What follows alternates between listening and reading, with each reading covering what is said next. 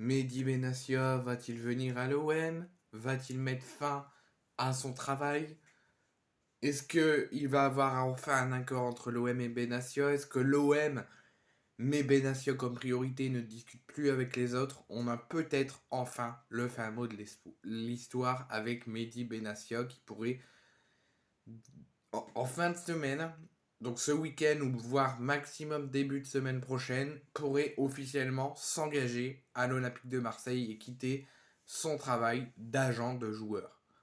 Pour ceux qui se demandent pourquoi on attend qu'il quitte, on attend la fin des négociations et qu'il quitte son poste d'agent, parce que si il y a un accord entre l'OM et Benassia, et que Benassia s'engage officiellement à l'OM mais reste agent de joueur, il y aurait conflit d'intérêts. Donc on risquerait qu'il y ait une sanction entre pour Mehdi Benassia et une sanction pour l'OM. Donc si l'OM recrute Mehdi Benassia et que Benassia ne quitte pas son poste d'agent de joueur, ben, il y aurait des sanctions possibles.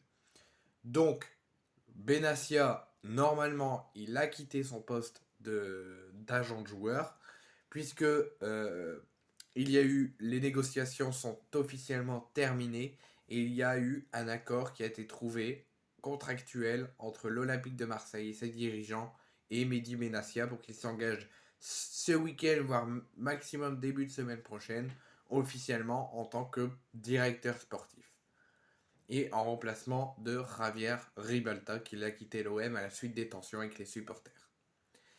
Donc alors qu'il a déjà été cité depuis plusieurs semaines déjà, qu'on a un petit peu plus fait face à plusieurs rumeurs, la Provence annonce un accord entre les dirigeants de l'OM et Mehdi Benassia pour le poste de directeur sportif. Ça ne reste que des rumeurs, mais des rumeurs à prendre avec un grand sérieux et pas avec des pincettes parce que c'est la Provence, c'est un journaliste proche de l'OM, un journaliste marseillais. Donc pour en être sûr à 100%, il faudra attendre l'officialisation du club ou l'officialisation de Mehdi Benassia sur ses réseaux sociaux. Mais pour le moment, c'est une rumeur avec un grand sérieux et à 95%.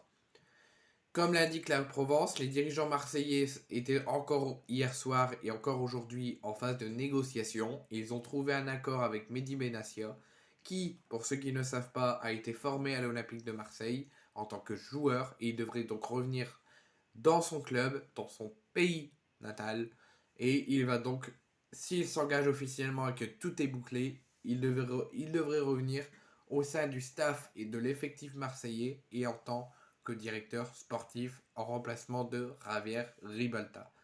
Son nom donc a été annoncé depuis plusieurs jours, mais comme je vous l'ai dit en début de vidéo, son travail d'agent de joueur, notamment il est agent de Azzedine Ounahi, qui pose un souci d'intérêt, de conflit d'intérêt et d'impartialité. Et donc Benassia, dès que le club l'officialisera, ça officialisera aussi l'arrêt de son poste et de son activité d'agent de joueur. Il ne devrait plus être agent de joueur et ni agent de joueur de Azzedine Ounahi.